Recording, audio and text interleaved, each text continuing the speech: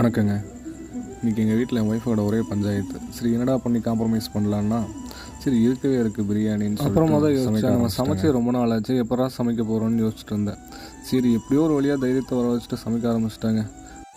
ஒரு பக்கம் முட்டையை வேக வச்சுட்டு இன்னொரு பக்கம் குக்கரை வச்சு அதில் தேவையான அளவு நெய், பிரியாணிக்கு தேவையான ஸ்பைசஸ் எல்லாம் போட்டு நல்லா வணக்கி விட்டுட்டு, அதுக்கப்புறம் பெரிய வெங்காயம், தக்காளி, பச்சை மிளகாலாம் போட்டு நல்லா வணங்கினதுக்கப்புறமா வாங்கி வச்சுருந்த கறியும் போட்டு அது கூட தேவையான மசாலாலாம் போட்டு ஒரு கிளறி விட்டு ஒரு 5 நிமிஷம் வேக விடணும்.